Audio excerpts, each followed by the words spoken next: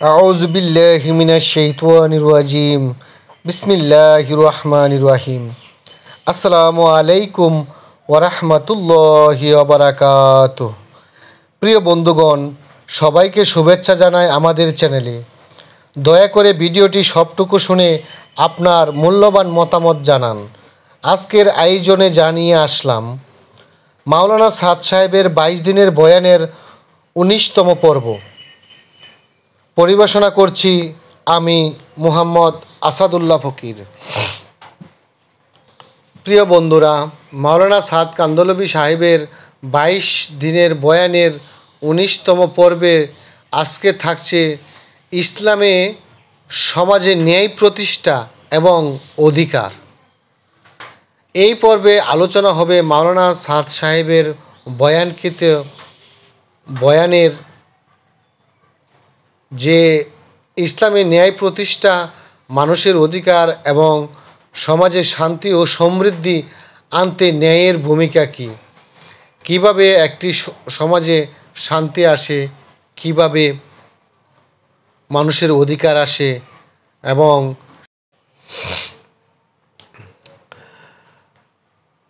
মাওলানা সাদ সাহেব ইসলামে ন্যায় প্রতিষ্ঠা একটি অত্যন্ত গুরুত্বপূর্ণ বিষয় বলে অবহিত করেন।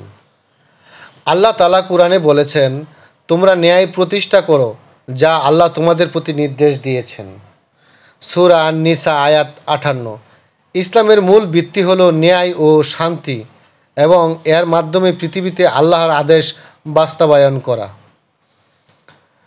মাওলানা সাদ কান্দলবি সাহেব বলেন যে নেতৃত্ব অনেকেই পাওয়া যায়, নেতৃত্ব অনেকে দেয়, কিন্তু নেতৃত্বের প্রভাবে নেতৃত্ব নিয়ে অনেক সৎ লোকও অসৎ হয়ে যায়, ন্যায়কে অন্যায় করে দেয়, নিজে অর্থলোভী, অর্থ পাচার করে দেশের অর্থ অন্য দেশে পাচার করে থাকে। কিন্তু ইসলামে মহান আল্লাহ পাক রাব্বুল আলামিন উনার কালামুল মাজিদে বলেছেন যে সমাজে ন্যায় প্রতিষ্ঠা করতে হলে আল্লাহ তাআলা যে নির্দেশ দিয়েছেন তা অবশ্যই পালন করা উচিত। কিন্তু ন্যায় প্রতিষ্ঠার ক্ষেত্রে সকল মানুষ ঐক্যবদ্ধ হয়ে মহান আল্লাহ এবং আল্লাহ রাসূলের প্রতি বিশ্বাস স্থাপন করে আল্লাহর প্রতি তাকওয়া রেখে সমাজে ন্যায় প্রতিষ্ঠা করা সম্ভব। যে কেউ সমাজে ন্যায় প্রতিষ্ঠা করতে পারবে না, সে আলেম হোক, সে মূর্খ হোক, সে নেতা হোক, সে জ্ঞানী হোক। সবচেয়ে বড় বিষয় হলে সমাজে ন্যায় প্রতিষ্ঠা করতে হলে আল্লাহ রাব্বুল আলামিনের প্রতি তাকওয়া থাকতে হবে, আল্লাহর প্রতি অগাধ ভয় থাকতে হবে। যে ভয়ে সে নিজে কম্পমান থাকবে, অন্য মানুষকে আল্লাহর ভয়ে সত্যের দিকে আহ্বান করবে, সত্য প্রতিষ্ঠা করতে সাহায্য করবে। 2 নম্বর, নবীজি সাল্লাল্লাহু আলাইহি সাল্লাম ওনার জীবনের প্রতিটি মুহূর্ত ন্যায় প্রতিষ্ঠা করেছেন। তিনি মক্কায় বসবাসের সময় সমাজেও অশান্তি ও অবিচারের বিরুদ্ধে যুদ্ধ করেছেন এবং ইসলামী আদর্শ প্রচার করেছেন।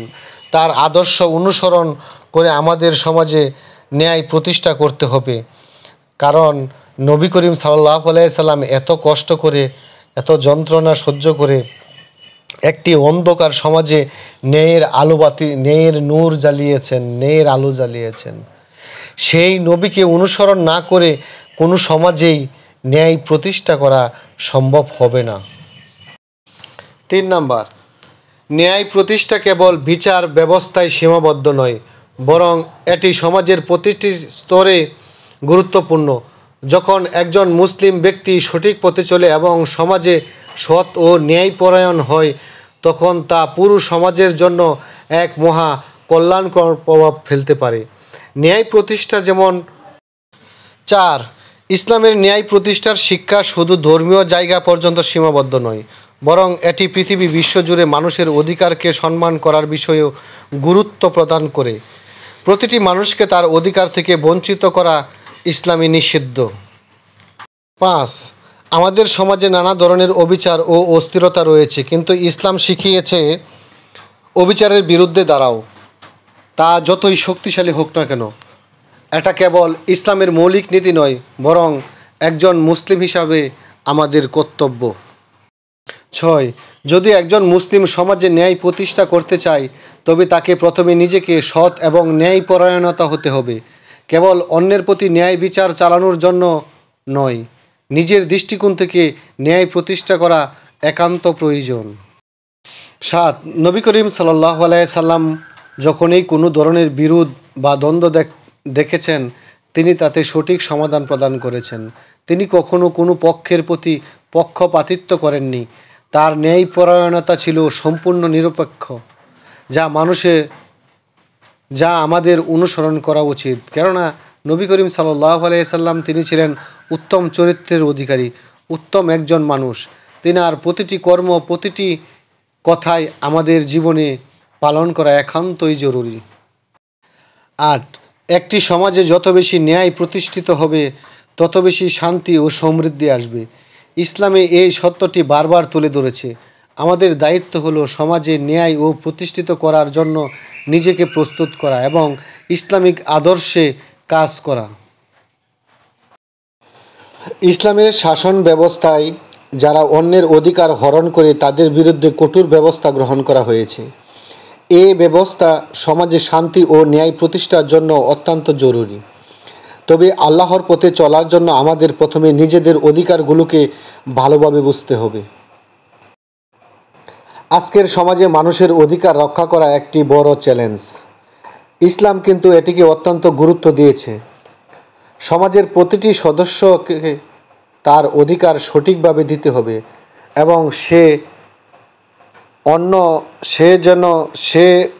জন্য ন্যায় প্রতিষ্ঠার প্রয়োজন। 11. ইসলামের ইতিহাস দেখলে আমরা দেখতে পাই যে সমাজে ন্যায় প্রতিষ্ঠিত হয়েছিল, সেখানে শান্তি, সমৃদ্ধি এবং উন্নতি ছিল।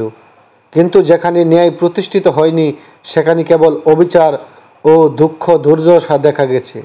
তাই ইসলাম আমাদের শেখায় ন্যায় প্রতিষ্ঠা করো যেন সমাজে শান্তি ফিরে আসে।